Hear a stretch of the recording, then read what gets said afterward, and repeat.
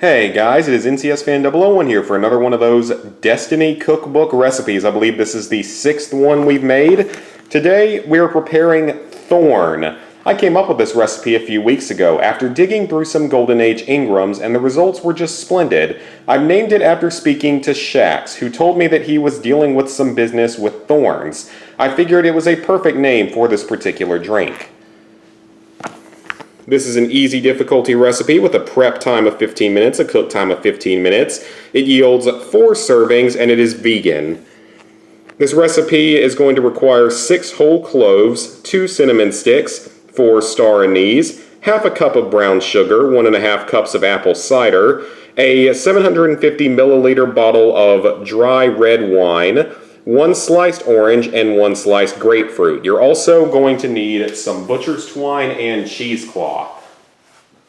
So guys, our first steps is to place the 3 different spices right up here into the cheesecloth and wrap it up with butcher's twine.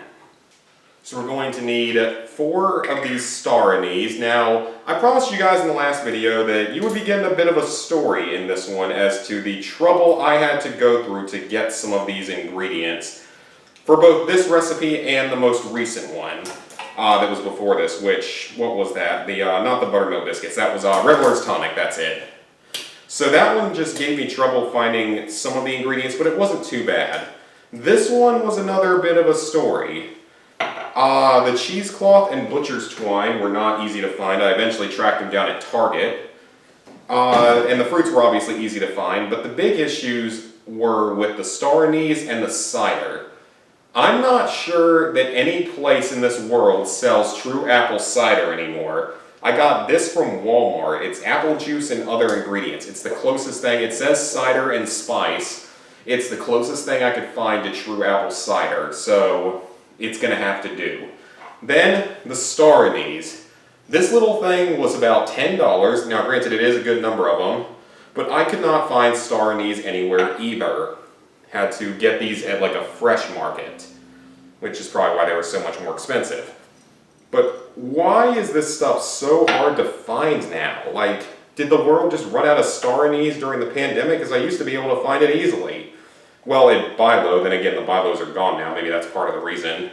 Also, why does it have that thing in it? Because you can't sprinkle star anise out because it's not powder. So we need 4 star anise. We need 6 whole cloves.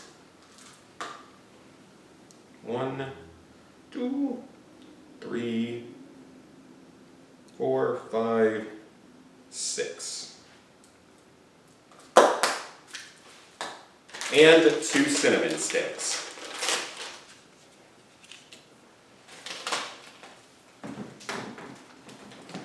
Now we need to wrap this up in cheesecloth, which I didn't know what cheesecloth was before this. I'm actually going to break these in half just so it goes together a little bit more easily. But this is basically what we're going to be using for the spice blend. As best I can tell, this is pretty much just like a spiced cider mix. These scissors are very old and dull. Alright, so we have our little spice mixture pouch. So now we need to mix the brown sugar and apple cider in a pot that we're going to use to boil. So we need 1.5 cups of apple cider, which I will pour in first. So like I said, I don't know if this will end up being exactly correct because this was the only type of apple cider stuff I could find. So we're going to need 1.5 cups of it. It does look different from normal apple juice. 1 cup of apple cider. Does not smell in a way that I really like it to. It has a different smell, so that's probably a good thing. 1.5 cups of apple cider. And now we need half a cup of brown sugar, which feels like sand for those who don't know anything about it. Alright, half a cup of brown sugar. So next up, once we stir this, we will add in the spice bundle, the fruits, and the wine. That's nice and stirred. So, drop in the spice bundle. Pour in the wine, 750 milliliters, so that's quite a bit of wine. Hopefully this pot's big enough. I think it will be, though. Yeah, it'll be big enough. So now we add in all of these sliced fruits. Hopefully I sliced these the way that it wanted me to and used the correct types of each apple and grapefruit. I don't know how this is going to end up smelling, but I don't know, because that's a weird combination. Taking out a few chunks of fruit. So now we're going to need to put this on the stove and let it simmer for 15 minutes on a low temperature. So you're not boiling this one the way you do with a lot of these recipes. So this is currently slightly simmering on the stove. It's at a pretty low temperature. So we're going to let it simmer for about 15 minutes, and then we can actually consume our drink. We're supposed to serve it hot. And yeah, that's pretty much it.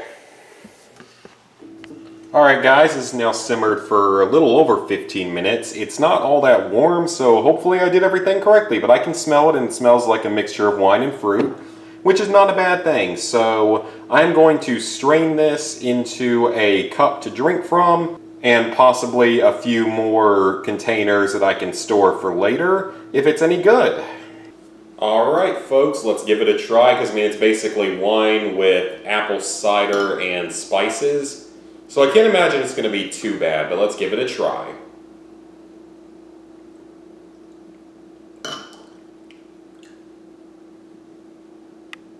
Okay, it's not bad.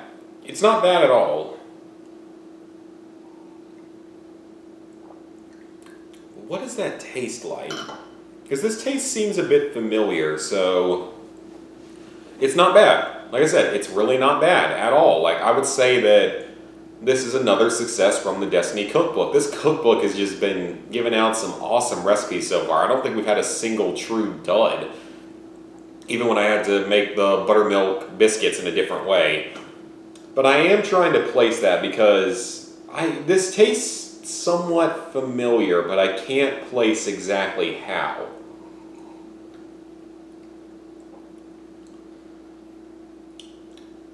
It's overpowering. The wine is the most powerful taste in this. It definitely tastes primarily like wine. But, I mean, it's fine. I mean, again, it's a good recipe. I don't know if I'd make this one again, just because it's a lot of ingredients and a bit of work just for what's basically spiced wine. But it's not bad at all, and I would say that if you're a big wine drinker or a big cider fan, this one is worth making. So, hope you guys enjoyed the video. Please like, favorite, comment, share, subscribe, ring the bell if you haven't already, and I will see you for the next recipe.